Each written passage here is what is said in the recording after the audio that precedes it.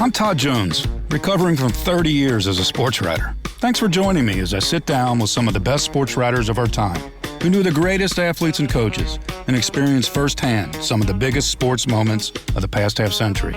We'll share stories behind the stories, some we've only told each other. Pull up a seat on Press Box Access. Okay, folks, this is a special episode. So special that we're going to present it in two parts. Our guest is Jerry Izenberg, a true character and sports media legend. Nobody has stories or can tell them quite like Jerry. He's 91 years old and still writing as columnist emeritus at the Newark Star-Ledger. His newspaper career began at that New Jersey paper in 1951. Think about that. He has since written more than 10,000 columns. Jerry has won countless honors, including the Red Smith Award. He's been inducted into 16 Halls of Fame. 16! He's one of only two writers who covered the first 53 Super Bowls. He covered 55 consecutive Kentucky Derbies. Jerry's been a radio host, worked on 35 network TV documentaries. He's written 17 books, including a novel that he released in 2020. We'll discuss his full career in part 2. But in this episode, part 1, it's all about Muhammad Ali. Jerry Izenberg covered more of Ali's fights than anyone. They first met in 1960 at the Rome Olympics. He takes us inside the vicious rivalry between Ali and Joe Frazier. He takes us around the world. Jerry was there at the Thrilla in Manila, at the Rumble in the Jungle when George Foreman fell, and at Vegas on that sad night when Larry Holmes beat up his old friend. He puts us ringside and behind the scenes and tells us so much more about Ali. Okay, ring the bell. Time to hear about the greatest from Jerry Izenberg. Ali and I, of course, that was a friendship that was right. One day I said to my wife, you know, he might be one of my 5 best friends. And she said to me, of course, she knows me, okay, who are the other 4? I couldn't name them.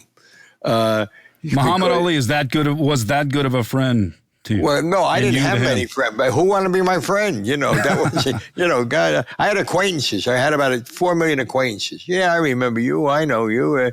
All right, you have since written 10,000 columns. Yep. And the one athlete that stands out among all of those, in your mind, has to be Muhammad Ali, right? True. It's absolutely true. How come? Well, because we became friends. I admired him for his stand on Vietnam, and that's I met him in 1960 at the Rome Olympics. Just a skinny kid from Louisville. Oh, I didn't even go to his fight. He won a big deal. He won the light heavyweight championship of the Olympics, which is like being a Apache rain dance chief today. You know, it didn't mean a thing. Right. But he's sitting on the steps in Rome and at the Olympic Village, and he's got the medal and he's holding it up, and athletes are walking by above him, you know, on a kind of a street. Mm-hmm. And he's yelling, this is the Olympic medal, like they didn't know. And like half of them didn't have one. And he's saying, this is going to make me the greatest fighter in history, the greatest of all time. And I didn't pay attention to it until I noticed something. What? Most of the people who walked by couldn't understand what the hell he was saying. They didn't speak English. And I noticed these 3 girls stopped after he was speaking and looked over their shoulders, stopped, and took a second look at him. And I said, there's something about this guy I better not forget. I mean, that's who he was. I mean, he was a very handsome guy, and he was brash, and I didn't pay attention to him. And he kept calling me on the phone when he got back, because Angelo Dundee kept putting him up to it. If we can get him in a fight, if we can get him to come see one of your fights, we're okay. Well, Dundee was trying to get fights through you. Well, not get fight. He was trying to get publicity. He wanted me to come to the fight. Right. So Ali calls me from Pittsburgh, and he says, you got to come to Pittsburgh Thursday. I said, first of all, it's snowing in Pittsburgh right now. I don't like to stop for gas in Pittsburgh. Why would I come to see you fight a former professional football player who can't spell fight? Why would I come there to see you do that? He said, because in the 4th round, I'm going to stop there. I said, fine. Call me some other time. I'll talk to you. I got to go to work. he calls me back after he knocks out Charlie Powell. And I'm thinking, I ought to go see him once, right? As luck would have it, the first time I actually saw him in person, no television, no nothing, fight, was Doug Jones. And I thought he lost the fight. Yeah, Doug Jones knocked him down, right?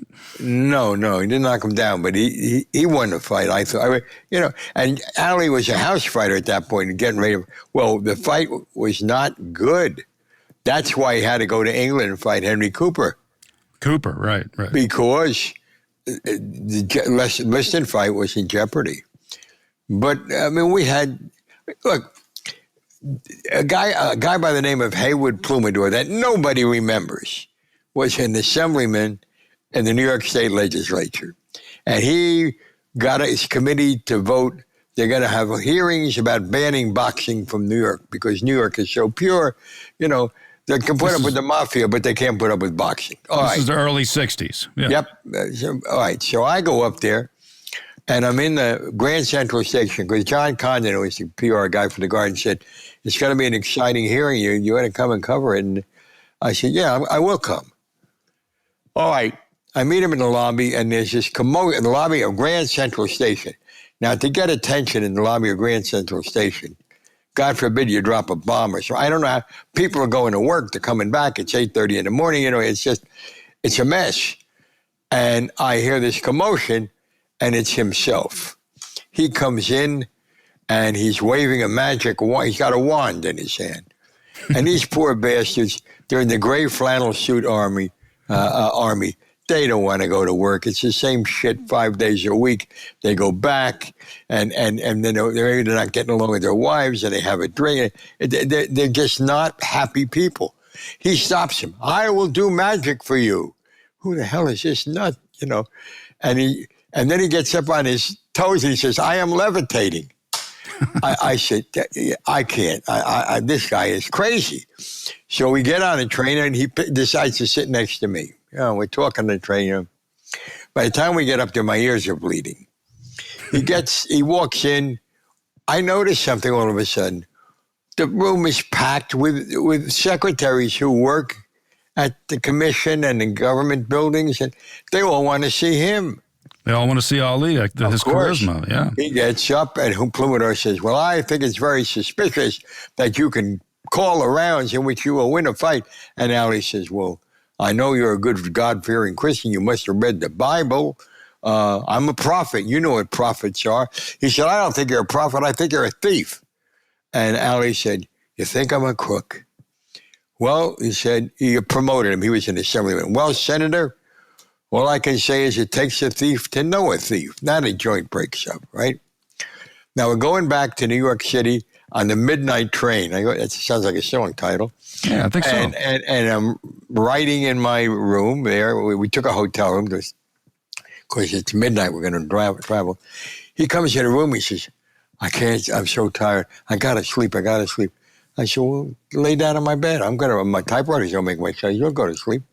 So he did. Ali slept in your room?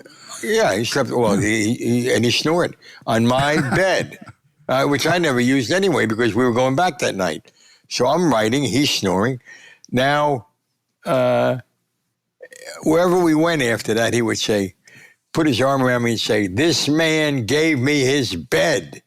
This man gave me his bed. And finally one day I said, that's because I didn't know who you were. That's the kind of relationship we had. But he never forgot. So Jerry, he became one of your best friends until the day he died in 2016. Absolutely. Why did your relationship work? You were a sports writer. He's an athlete. Why were you able to develop this type of rapport? Because both of us realized early in the relationship. I would say he was a champion by then. It was before the second Liston fight. We realized neither one of us is going to take any shit from the other. And because of that, we had a lot of fun because we would play the dozens. He would say something, I'd say something to top him. He'd say something to top me. And, of course, I lost most of those because he was too good at that. And it was amazing. And I remember when he came back, Atlanta. was sitting in this broken down fight. I don't know what it was. 1970, after his banishment. Gym of some kind. Might not have even been a boxing gym. It was broken down. It was on the outskirts of Atlanta.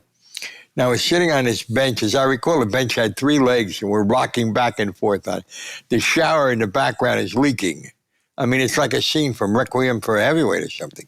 Mm-hmm. And he looks over at me, and he taps the top of my head, and he pats my head. He said, "When I first met you, you had hair." And I reach across and tap him on the stomach and say, "When I first met you, you weren't walking around with a spare tire." I said, "Face it, Muhammad, we're both getting old." He said, "Not me, you are, but I'm not getting old." He didn't. He proved it. Hey, I wanted to ask you again. So you guys would give each other crap. You never really patronized him, right?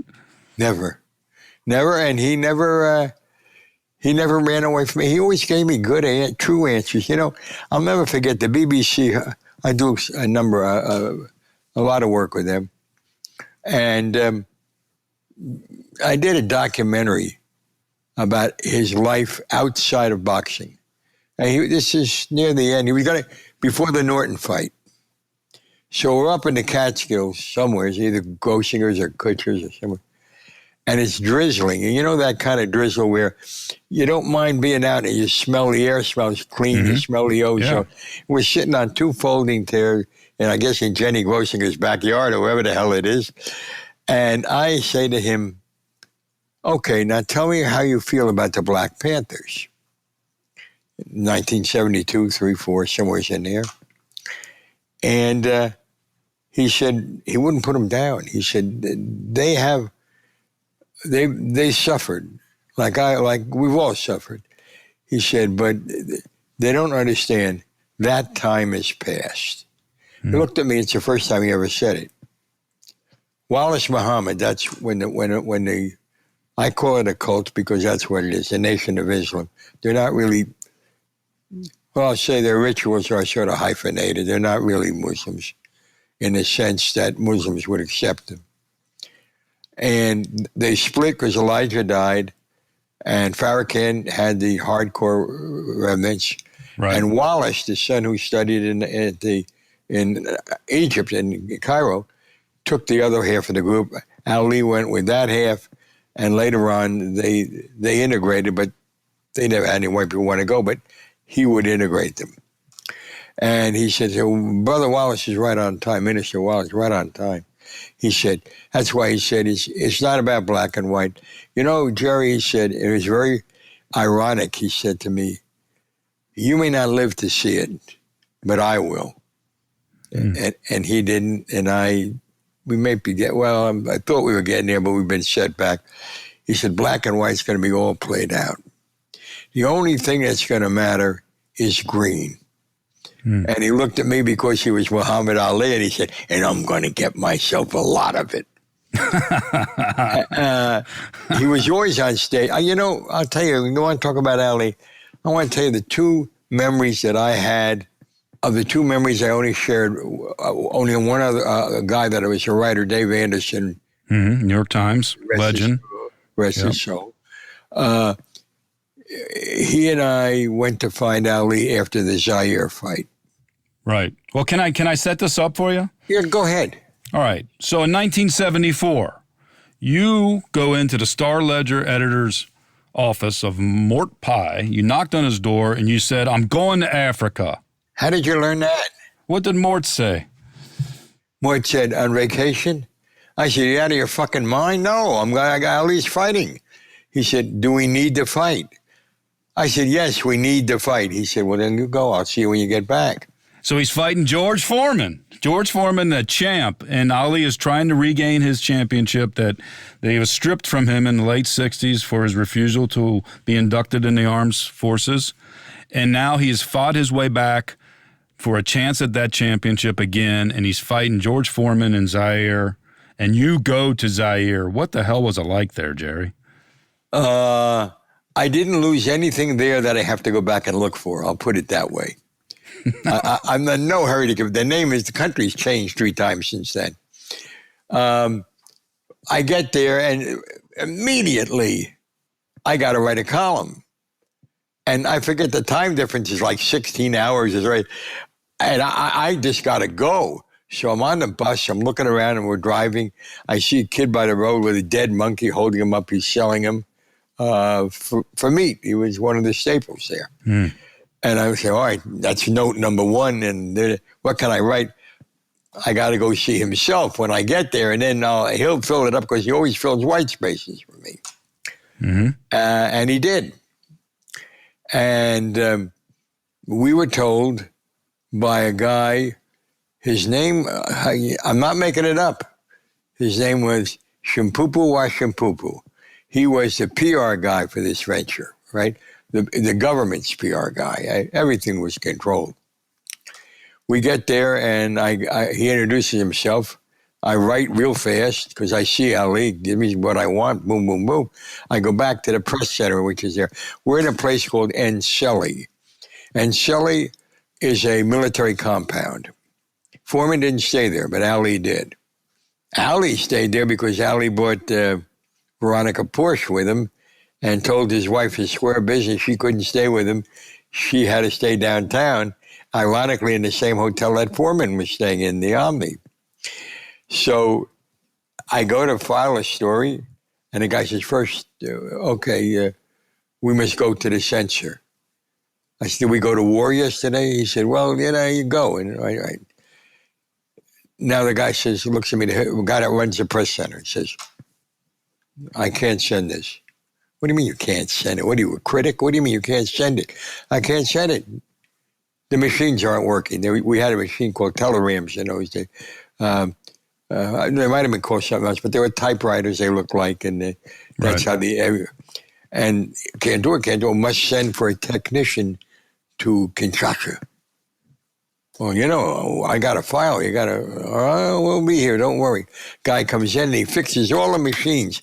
Brilliant. You know how he did it? He plugged them all in. Oh, did you reboot it? Well, he plugged the whole thing in. He didn't take it out. They never plugged in. Right.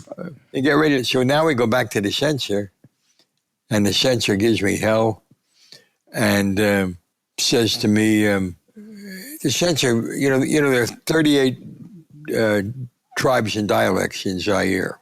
Mm-hmm. I think it's a People's Republic again or something.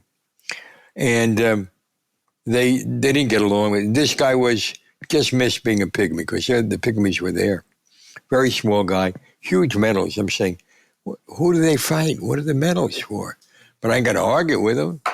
He says, he speaks perfect English. Says, nice to meet you, sir. Takes a blue pencil and begins. I said, wait a minute. That's my name. What are you doing all the way? He said, well, there's some things we object to here. Anyway, it got very serious. And finally, he blows a whistle because I'm arguing with him about taking this stuff out.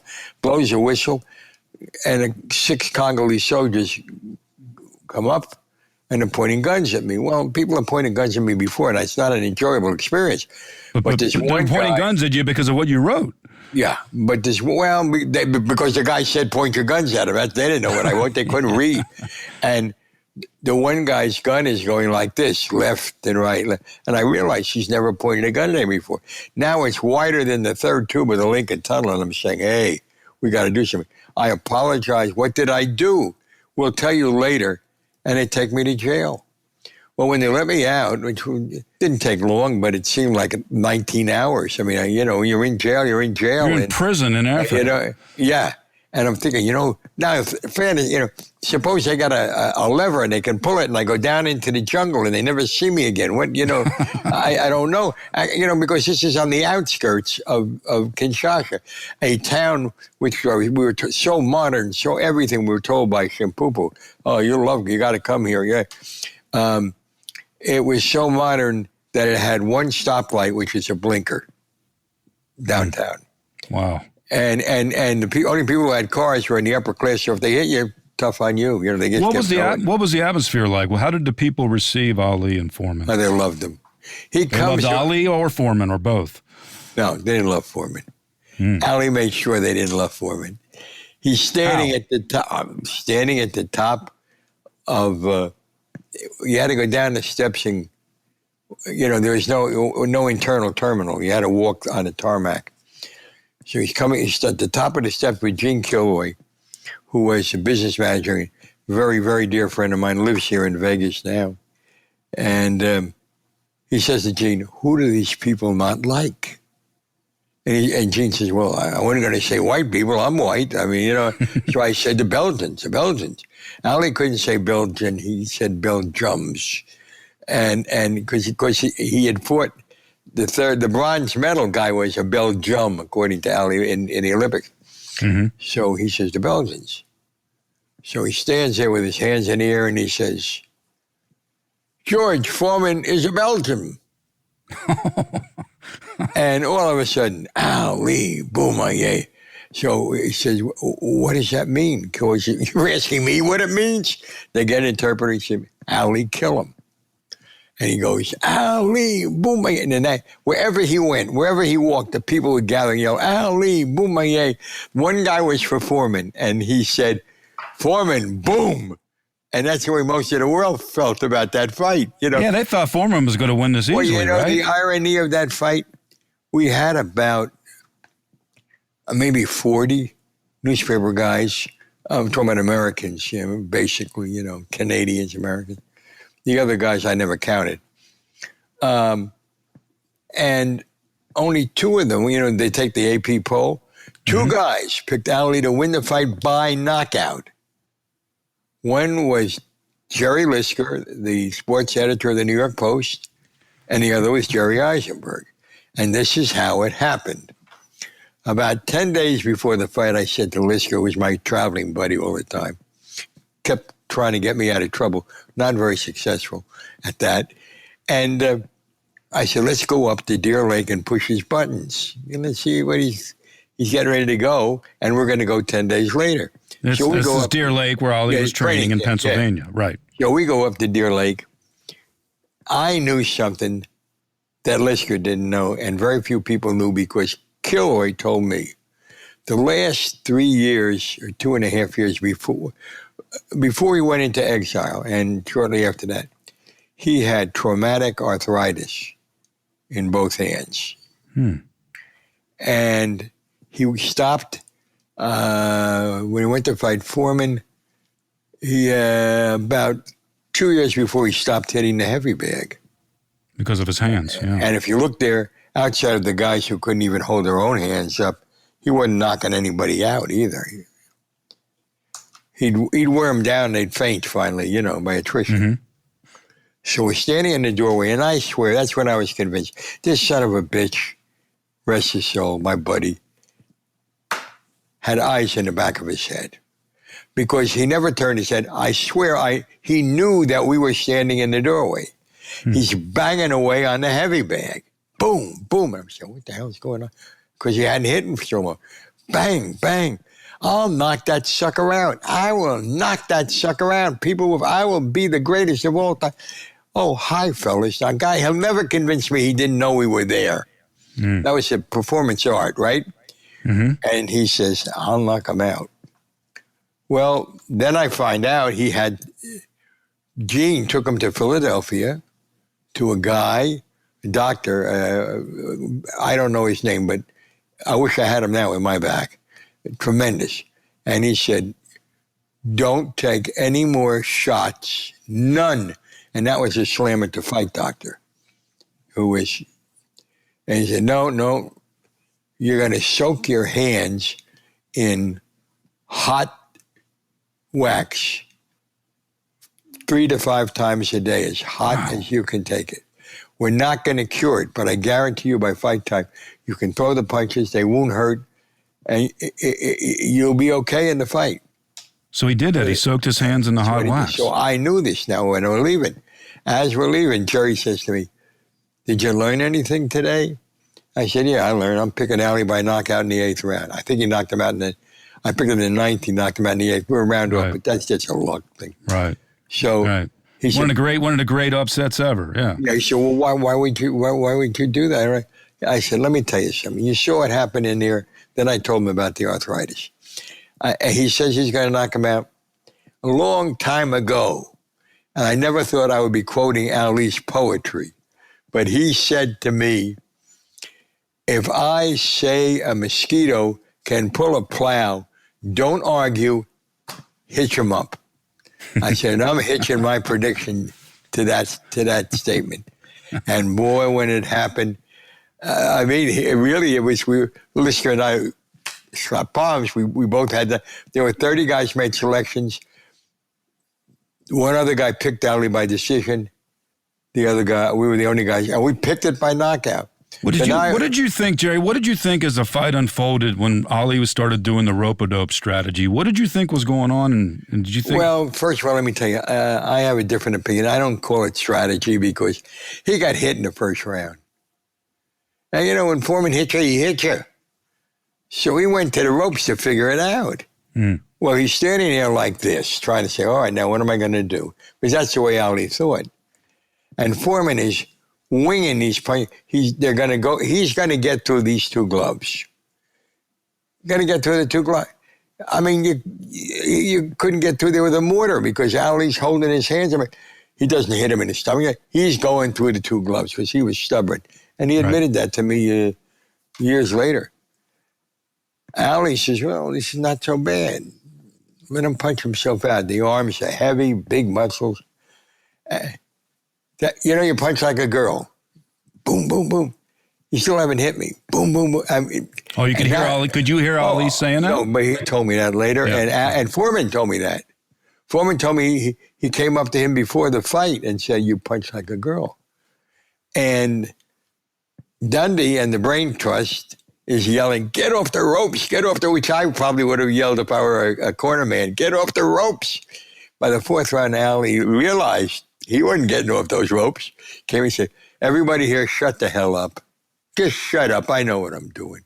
Because Angelo was a great PR man, and Angelo was a good trainer, not a great trainer, but he was great during the fight. Mm-hmm. The guy's doing this, you should do that. That's when he was really earned his money. Ali trained himself as far as, do I want to box today? Do I don't want to? Okay, so now the punch is coming. All during the fight, Lister, by that time, Lister hadn't taken over the New York Post yet. Mm-hmm. He was the sports editor of the London Sun because Murdoch wound up owning both papers. So he's got to broadcast a blow-by-blow to London because it's a shorter time frame. He's dictating during the fight. Yeah, exactly, because they're going to get it in the paper. They're going to get it extra out. And I said, what are you doing with the phone? He said, well, I'm going to do this. I said, yeah, the phone's not going to work. This is the morning of the fight. It's not going to work. Nothing works here. Don't you understand that? He said, look, and he dials the number, and somebody picks it up and says, hello. You see it works. Jerry, I will take you to lunch at 21 in New York City if that phone works during the fight. And if it doesn't, all you got to do is get me a Big Mac. That's how sure I am. Well, all during the fight, he's saying, he's on the ropes. I don't know why he's there. Can you hear me? Yes, I can hear you. He's not getting tired. I think he's hurting Ali. He's won everywhere. Can you hear me? Yes, I can hear you. And this goes on all through the fight. Bing, bang. Right cross, sneaky right-hand lead. Left hook, right again, but he's going down by that time. And as Lister, he's going down, looks up. Can you hear me? And across the ring, the Belgian technician says, yes, I can hear you. He has broadcasted the entire fight from one end of the ring to the other end of the ring, and it's never got to London. And that fight was better than Ali Foreman. Jerry went across that ring because Jerry had been a boxing scholarship holder at San Jose State. But the whole, anyway, it ends. Now, one of the two it ends. I mean, Ali wears him down. I mean, the rope-a-dope works. Foreman tires out. Ali knocks him out. What was it like at that moment when Foreman fell to the canvas? Well, it was, first of all, it was like chopping down a California redwood. He fell in sections, like his ankles hit the ground, then his knees hit the ground, then his chest hit the ground. He says today he thinks he might have beaten the count. I don't think he beat the count. And he had no inclination to beat. And like he said to me, I know he knew it because later on, years later when he won back the title, he said, I should have died. I should have gotten up and died not to lose that title right then and there. What was the crowd's reaction when it was official? Well, the whole crowd was pro Ali. There were a number of American celebrities in it who couldn't refrain from posing, even in Africa when people didn't know who they were. Several American novelists were there. Norman Mailer and others. Yeah. But anyway, it ended. Everybody goes crazy. Now, one of the two most poignant moments I ever had with Ali transpires here. After the fight. It pours rain, an African rain. If that had rained an hour earlier, there'd have been no fight. I mean, it was incredible. But this is Africa. When it stops, the sun is getting ready to rise. So I say to Dave Anderson, well, he's gone. And I said, it was so rushed. I'd like a second shot at this, maybe, for a follow for tomorrow. Let's go find him. And Dave said, well, if you know where he is, there's like 3,000 acres on this military thing. So I said, I think I know where he'll be because I know him. Something about the river is mystic to him, the Congo River. He's going to go down and by the river. I just feel it. So we go back. We go down by the river. We're standing on a little hill. It's not big, but it's a rise so we can see everything out there. Ali is facing the water. And he's looking toward what was once French Congo. And I see his head move. I know he's yelling. I have no idea what he's yelling. We can't hear him, but we can see it. Now, we also know whatever it is, it's not a performance. Because as far as he's concerned, nobody is there but him, the river, and the crocodiles. That's it. And suddenly he shoves his hands up to the sky in a Rocky pose. And he's still yelling. Puts his hands down, stares, turns around, walks away, sees us. Walks up to us and says, fellas, don't ask me what tonight meant to me. I couldn't tell you. And if I could, I don't have the words. And if I could, you wouldn't understand them. And I thought to myself, when people ask me the way I like to think of him, that moment, thinking he was all alone, arms to the heavens, facing out after having done an impossible deed, in that instant, he was the king of the world. That was one.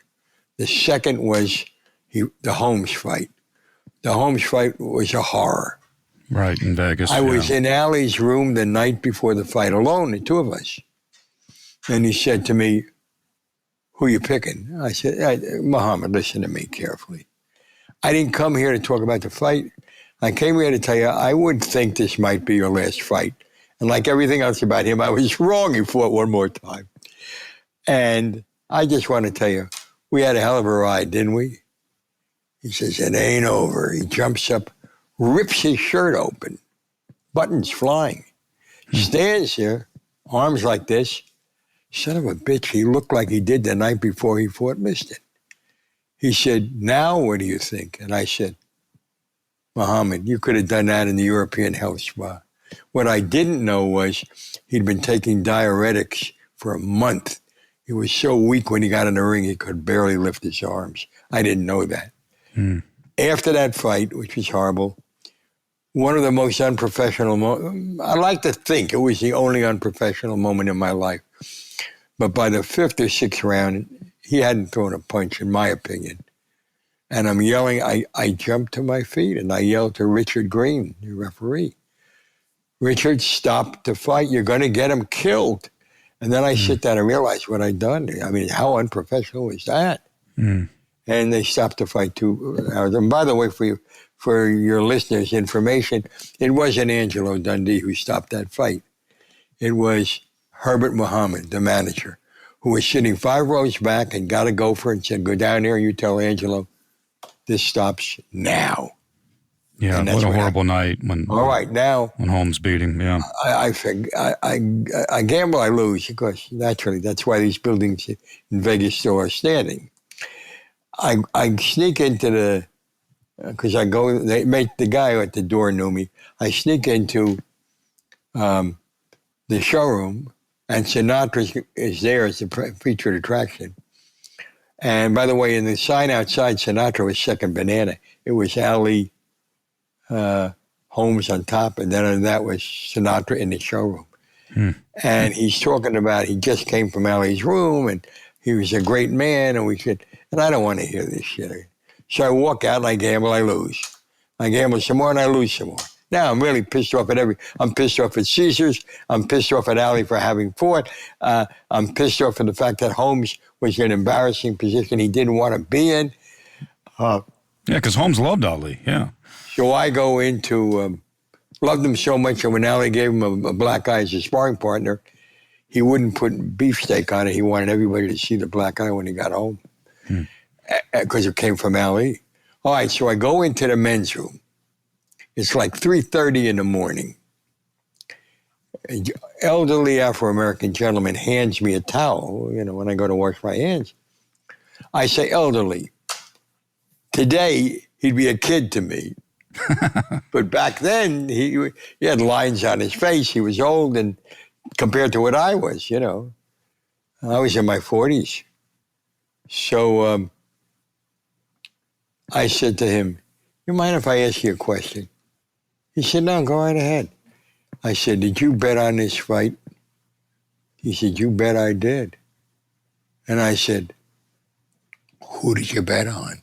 He looked at me and didn't say anything. And he looked at me again. And then he said, I bet on the man who gave me dignity. Greatest eulogy I ever heard for Ali, anywhere, anytime. I'm Bruce Martin, host of Pit Pass Indy. Each week, I go behind the scenes of the NTT IndyCar Series and introduce our listeners to the biggest stars of IndyCar, which features the Indianapolis 500 as its cornerstone event. The men and women that compete in IndyCar may be the bravest athletes in all of sport, as danger lurks around every corner. They are able to look danger in the eye without flinching. That is why the NTT IndyCar Series features the best racing on the planet. Join me every week as we talk to the stars of IndyCar, including the legends of the Indianapolis 500 on Pit Pass Indy from Evergreen Podcast.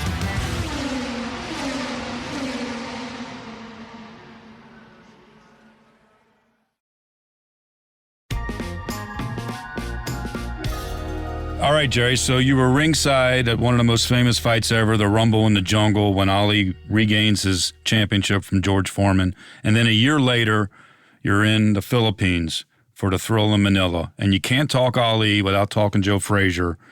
So Ali and Frazier, the third fight in Manila, what was it like in that arena? Was the greatest heavyweight fight ever held. Some people want to debate me on that, and I explained to them, my camel died on the way to the Cain and Abel fight, so I missed the first 2 rounds, and it ended before then. I knew who won it because I was wrong. Cain had a mark on his head, and I thought that Abel had hit him, but that wasn't what it was. So the greatest fight I ever saw was greatest heavyweight fight, probably the greatest fight that in which there were no knockdowns, which it went 14 of the 15 rounds. Unbelievable fight. And I knew things going in that a lot of guys didn't know. For example. Well, tell us, yeah. Yeah, I will tell you. And we'll keep it between us, because I don't know how many people listen to this podcast. We'll see. I'll millions, find out. Jerry, millions. Well, then I can't tell you. I'm sorry. Well, what happened was this. Eddie Futch was the manager by then. And the trainer, and the trainer, because Yank Durham died. And Frazier was a good friend of mine. Frazier was a marvelous man. We had a great rapport. And he used to call me the Ali man, but we did have our own relationship. Futch gets a hold of George Benton, great middleweight fighter, who now is a trainer. He says, George, I'm taking you to camp, and here's your job. We got like 2 or 3 months to get ready for this fight. And I think they knew it when he fought. I think that fight was privately made before he fought Foreman. And because he thought it would be his last fight, clean up all accounts, right? Mm-hmm. So Futz says to Benton, this is your job. Teach him to throw a right hand. I don't care if it's any good. I don't care if it misses. Ali is the most thoughtful fighter I've ever seen. We got to give him something to think about, because everybody knew George was a one-handed fighter. Joe was a one-handed fighter. Yeah, because Joe was a left hook, the mighty left hook. He could triple up on a left hook. It was amazing. Wasn't there something about his arm that made that especially powerful? Yeah. His father was a sharecropper, very, very poor family. And Joe's job when he was about 10 or maybe 9 was to bring the big pig they had in and out of the sty they had him in. And he was chasing the pig in, and the pig turned on him. And he ran away, tripped over a rock, and broke his arm, and left arm. And the father looked at it. The father had one arm, by the way. Said, well, it'll be all right. We don't have any money for a doctor. It'll be all right. We'll watch it. You'll be okay. They never went to a doctor. His left arm was deformed. Frazier's from being broken, yeah. Yeah, and for some crazy reason, it enabled him to do more with it than most people could do with the left hand. Don't ask me why or how. That's what Joe said. That's what his son Marvis said. And that's what his daughter told me. It had to be true. And so the left hook is what knocked down Ali in that first fight that he won, Frazier won. I'm going to tell you a story about that in a minute. I used to tell him, hey, if your right shoelace comes untied, don't take another step because you're going to fall on your ass because you can't tie it with your right hand. You got no right hand. And Benton agreed with me, but Benton taught him to throw this little bitty right hand, and it got a little better as he learned.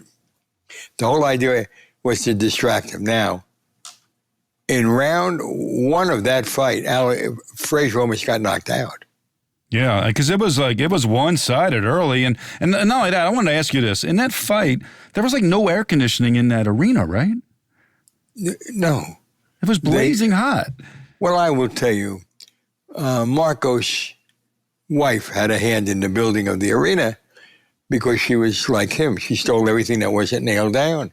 So instead of air conditioning, they said, we'll put the roof here, a roof here, and then then the top of the building will be open, but it'll be here, and the wind will come in through the space, and everybody will be air conditioned, right? In the ring, that's what they call air conditioning. It was about 115 degrees in the ring when they turned the lights on, maybe more. But he's losing the fight, and I'm saying I think Joe's lost it. Lost it, period. He can't fight. Bing, he hits him with the right hand. Now, you got to understand something. Frazier, Joe and he always talked to each other in the ring, and Ali talked to everybody in the ring. Ali would say to me, why do you write that crap? I don't speak in the ring. I'm focused. He was so into the fight, he didn't know what he was doing. Now, I got to digress for 1 second. We go back to the first Frazier fight, and he knows he's lost the fight. He's out for the 15th round. He's got to knock Frazier out. Mm-hmm.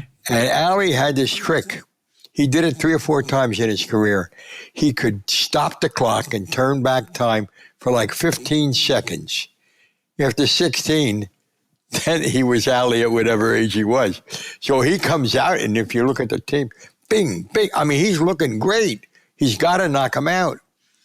He's screaming at Frazier. Now, I didn't hear this, of course. Frazier told me the story a week after the fight, and I know it's true because I heard him yell at about other things. He says, fool, you've got to fall. It's been ordained. I will be heavyweight champ forever. You can't stand up against God. You can't stand up against God. And the second time he says that, Frazier slips a punch, left hook, side of the head, and as Ali catches this, Frazier says, well, God's getting his ass whipped tonight. That's a true story. 3 years later, they were talking again in Manila, right? Oh, and yeah. You're sitting ringside, and you can hear this. Now he yells at Frazier. You ain't got no right. Frazier hits him with the right hand, and he stops.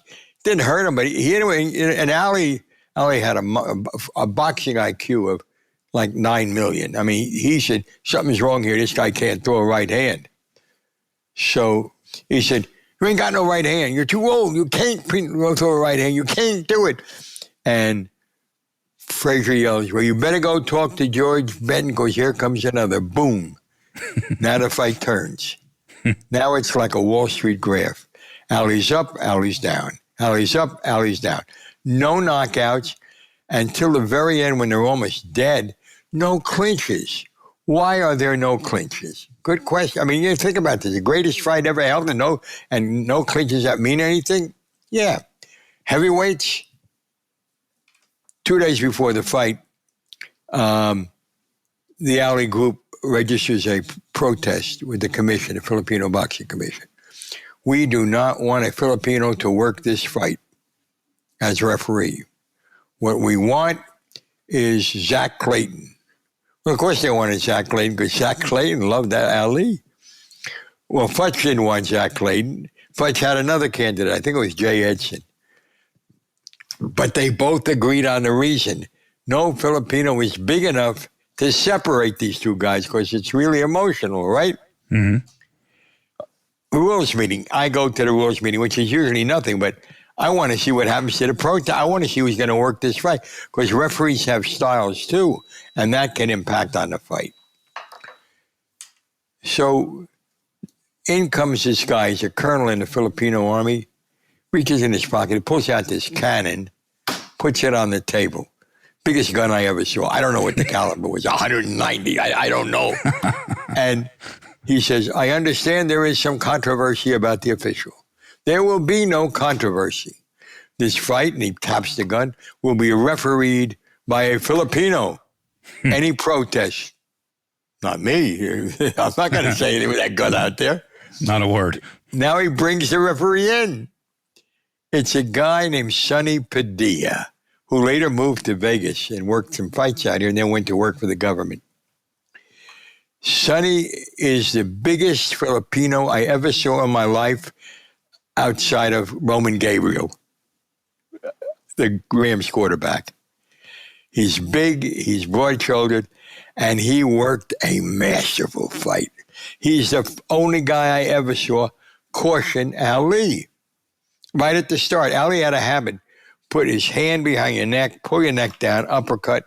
He put the hand there. The uppercut never came because he jumped in and said, next time I'll throw you out of the arena. He controlled the fight. Frazier hit him low, same round. Next time I'll throw you out of the arena. So they didn't clinch. They were afraid of this guy.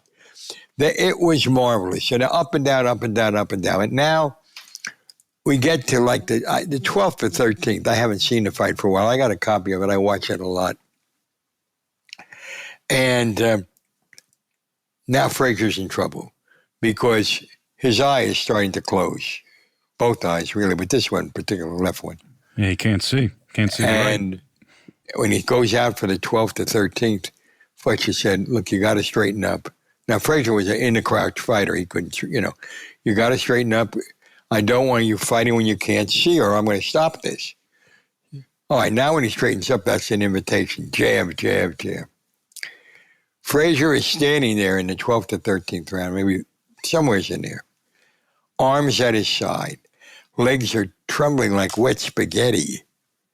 Ali's a foot away. All he's got to do is walk a foot, push him, fight over. Ali could not walk that foot. That's how much these guys left in that ring. And when it ended... When the 14th round ends and Eddie Futch tells Frazier he's going to stop the fight. Well, he tells him, no, he wouldn't. He knew he'd have trouble. He says to Benton, cut off the gloves. Benton takes his scissor and Frazier gets up. He says, you touch these gloves, I'll kill the both of you. And Frazier says, son, your eyesight means a lot more to me than who wins this fight. They stopped the fight.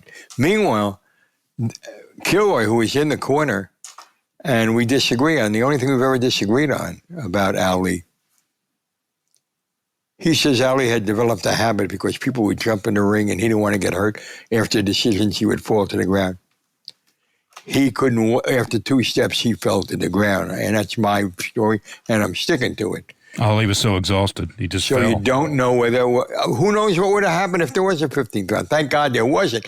I had said in the 12th round to Jerry Izenberg, who was sitting next to me, let them send these guys home and say they both won. I can't watch this anymore. I mean, it was the most brutal fight I'd ever seen in my life. And it ends. And now Ali is walking up the aisle. And there's Dave Anderson, Jerry Lisker, and me. Well, we were three guys he recognized immediately. Mm-hmm. And when he had to pass us, when he got to us, he leaned in and he said, fellas, that's the closest thing to death you'll ever see. Wow. And he goes by. And he wasn't far from wrong. So I had to I got to write this, a time difference. I got like 30 minutes to write a column. To write a story is one thing. To write a column with an opinion, here's how I started that column. I said, Muhammad Ali and Joe Frazier did not fight for the WBC Heavyweight Championship here in Manila last night. Nor did they fight for the championship of the planet. They fought as though they were on a melting ice floe in a telephone booth. And what they were fighting for was the championship of each other. Mm. And in my opinion, that never has been and never will be settled. Mm. That was pretty good. You did an amazing job summing it up there, Jerry. Under the gun, too, man. if I had time to think, it might not have been that good. Well, the thing was that was such a bitter rivalry for Frazier. It never really his bitterness about Ali never went away, right? Like 25 years later, Didn't Ali ask you to tell Frazier? Well, they had a phony reconciliation at one point, but it was phony. 25 years after the fight, I'm saying, still the best fight I ever saw. And I've seen a few thousand fights. Okay, I'm going to do a retrospective 25 years later, see if these guys change any opinions. So I get Sonny Padilla, the referee. I got Angelo. I got Eddie Futch. I got a couple of other people, and I got the fighters. Now, first I call Ali. He says, I don't know why he's mad at me. I said, Muhammad, you know Marvis. You've seen him grow up. Marvis came home from school crying. Joe's son, Marvis. Yeah, because they were calling his father a gorilla because of his father saying, "Oh, to be a Thrilla and a chiller when I get the gorilla in Manila," and his son was in tears. How do you expect him to think about you? He said, "Well, that wasn't my intention. I was trying to sell tickets." I said, "My old man taught me." Never bullshit a bullshitter. You weren't selling tickets. Those tickets were gone. And sorry, but you owe him an apology. He said, were you going to talk to him? I said, yeah. He's right after I hang up this phone, I'm calling him. And I'm going to tell him everything you said. He said, okay, you tell him I said, if Marvis was really hurt, I'm sorry about that. It was never my intent to hurt his family. I said, I'll tell him. I call up Marvis. And before we go into it, I tell him what I'm going to do. And he says, you speak to him yet? He would never say Ali. You speak to him? I said, yeah, I spoke to him. And this is Joe you're talking to. Joe, it's Joe. What did he say? And I told him exactly what he said. He said that, exactly that. I said, absolutely. Was he sincere? I think he was. Call him back when we're done and tell him, take his apology and shove it as far as it will go up his ass. That was 25 years after the fight. Now, Ali was still alive, but couldn't speak years later. And I go to the boxing writers' dinner. I'm getting some kind of phony baloney award of some. And at the table next to me and my wife is Joe Frazier. He leans over and he says to me, you hear him today? You hear him try to talk? That's somebody up there giving me justice. He went to the funeral. I mean, no, he didn't go. Ali went to his funeral. That's luck would have it, yeah. But they never, Ali, he knew he went too far. But he was having such a good time. And the world was having a great time. The Gorilla, Manila, they loved it because they didn't think it was going to be any fight. Yeah, but they didn't see the pain it caused Frazier in his Oh, fight. no, absolutely. Well, pain is a funny thing. That kind of pain is so subjective. You say, well, what the hell is he? They split the first two fights, and he was the champion, and Ali gave him a shot the third time. Why would he be mad at him? That's why. Joe is a very, very sensitive guy. He had an aunt that he loved in South Carolina who was dying. And he wanted to go to the funeral. But what nobody knew, and I didn't know it at the time, till later on when Marvis told me, he was nearly blind in his left eye doing a lot of his fights. And the way he got approved by the commission, that thing you hold up, which is one side of it is black, got a block in it, so you have one eye here. Okay, now flip it over and give me the other eye. He would drop it on the floor. When he picked it up, he'd go back to the good eye, and that's how he passed the commission each time. Wow. Faked it. Anyway, the point was he couldn't fight, but he wanted to get to her funeral. I said, how did you? Because I knew at that point about the eye. He said, I saw a taillight in front of me, and it was going to South Carolina. Somebody I knew was going to the funeral. I just hooked in behind that taillight, and that's how I drove to South Carolina. But I had to see her. He had story, and he had a lot of bitterness about Ali, which was not Ali's fault. Remember when Ali said he got into boxing because some kid stole his bike? Mm-hmm. That was the big story. It was a good story. Frazier said, well, no, he did. But right. The point is, Frazier said, don't tell me that, man. He was 12 years old, and I was 12 years old. I was plowing a field, working every day. And in the morning, all the boss said to me was, I'd say, morning, boss, and he'd say, to the mule. And then I'd say, lunchtime, boss, and he'd say, in an hour. And then afterwards, I'd say, quitting time, boss, and he'd say, in the morning. I was 12 years old. That's what I ran away from. He was mad about his bike. I got to New York, and I went to see, I couldn't do anything. I was fat. I wanted to lose weight. I went down to Philly because I had an aunt down there, and I lived with her.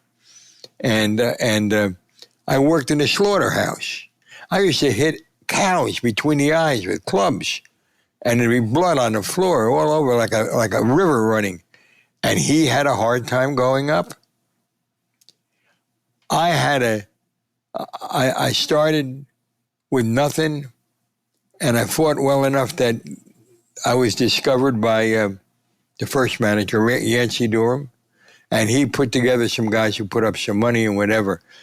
But he started getting a salary the minute he turned pro. Right. I don't want to hear about his problems. I got my own. Well, that rivalry is as good as it gets in sports, as brutal as it gets in sports, and as you knew them well. I mean, you knew all the heavyweights: Liston, Patterson, Norton, Holmes, Tyson, Holyfield, and you wrote about them in one of the great boxing books. I want to make a plug for. Once They Were Giants: The Golden Age of Heavyweight Boxing, which was re-released, and it's a great book. The paperback, which is the new one, has a foreword by Manny Pacquiao. That's the book I want people to buy. Yeah, I highly recommend it. I mean, nobody has boxing stories like you, Jerry. How's that for an Ali fix? With Jerry, you just turn on the microphone and let the tape roll. We have another hour with Jerry Izenberg in part 2. In that episode, you'll hear about other athletes and great moments from his illustrious career. Please join us. Thanks for listening to Press Box Access. If you enjoyed this episode, please be sure to subscribe and follow us on Apple Podcasts or on your favorite podcast app. We'd love for you to review us. 5 stars would be nice. Follow us on social media. Drop us an email at pressboxaccess.com. And be sure to spread the word. Everyone is welcomed here. This has been a production of Evergreen Podcast. A special thank you to executive producers Michael D'Aloia and Gerardo Orlando, producer Bill Huffman, and our audio engineer Dave Douglas. I'm your host, Todd Jones. It's closing time. Rock on.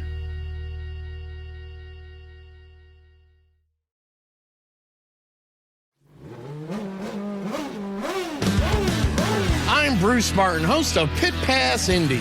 Each week, I go behind the scenes of the NTT IndyCar Series and introduce our listeners to the biggest stars of IndyCar, which features the Indianapolis 500 as its cornerstone event.